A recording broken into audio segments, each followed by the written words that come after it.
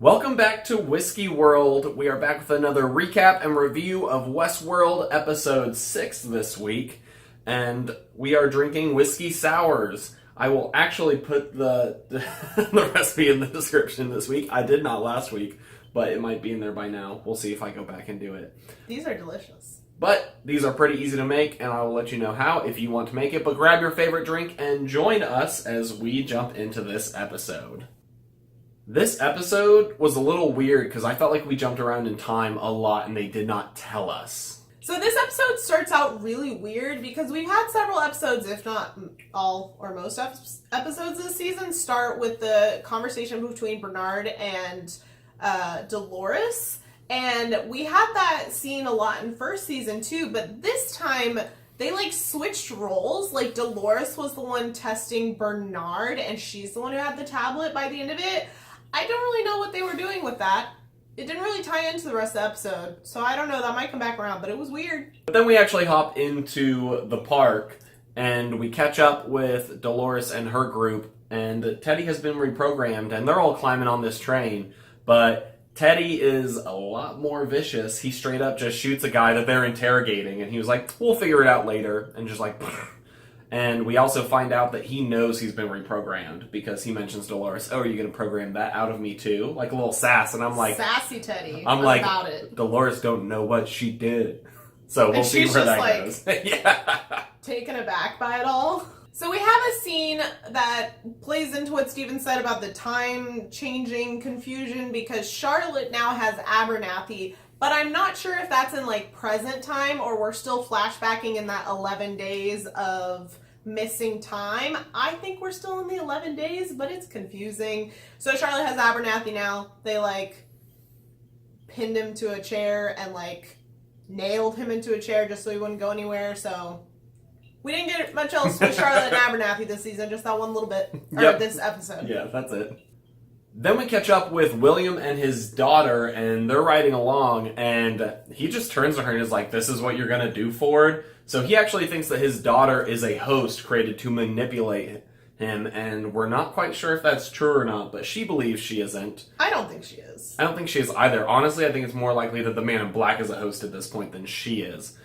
But you find out that she came to the park to come and get him since he's kind of retreated into the park since his wife has passed, and she's like, I'm here to kind of bring you back because I didn't want you coming here just to die. So then we hop over to Bernard and Elsie, and they are both in the cradle at headquarters, and they're messing with all of that. And then Elsie says something that almost implies that the park has a mind of its own at this point, and it's my guess at that point in the episode was that it was some sort of AI system that was learning and taking over, but we'll circle back around to that. We will, because I predicted it at that same moment, but I want to. We'll get there when we spoil it. And then we get to a scene in Shogun World where Akane and the samurai guy, I don't remember his name, decide to stay and bury Sakura, and they did her whole burial thing, and they decide to stay there.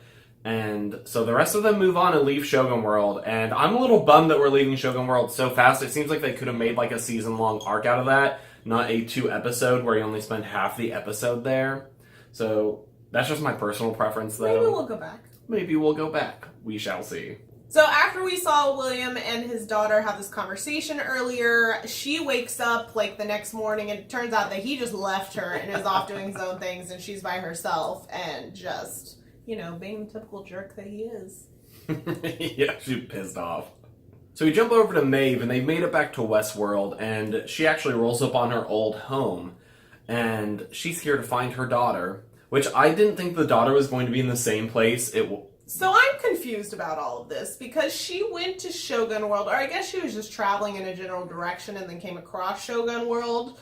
But I thought it was implied that her daughter was in Shogun World, which really doesn't make sense for the whole, racial setting. Yeah. But I was going to go with it, but then it turns out she's back in Westworld, so I don't understand why Maeve was going a certain direction, why we even encountered Shogun World. I'm glad we had that cool piece, but I'm confused. Yeah, it was a little weird. But she ends up rolling up on her daughter, and I was like, has Maeve, with all her intellect, not figured out that there will be a programmed mother for this kid as well? And her she doesn't. Her maternal instinct is just too strong. So she's super surprised and is like, oh, who are you? And is like talking to her like she's her daughter. And then the actual mom shows up like, what are you doing with my daughter? And then the Indians show up and we get an interesting scene where she has like a reaction like she does with the other Indians, where she just leaves the other mom behind, grabs the daughter, and runs into the fields. But then the Indian rolls up and is like, no, we're going the same way. We're here to like take you on the path, which is weird that she has a programmed path. And she rejects that and he'll start killing the Indians. But I'm interested to see where that goes. I think some of those Indians will survive and we'll find out later. Well, and then what's his face, the human that does all the narrations, I cannot for the life of me remember his name, calls for help. Mm-hmm. Why wouldn't he have done that sooner? Why did he wait till then? This was an episode that created way more questions than answers, and I'm kind of unhappy about it now that I'm thinking back on it. There are a lot of questions, and it's not like they were closed out some from the last episode. So then we hop back over to Dolores and Teddy, and Dolores is sending the train into headquarters with a bunch of explosives on it, and that just goes kaboom. And we don't really know what she is planning with that. There's a lot of little scenes that we cut to, but we don't know the motivations or why they're happening. They're just happening, and I guess it'll get filled in later.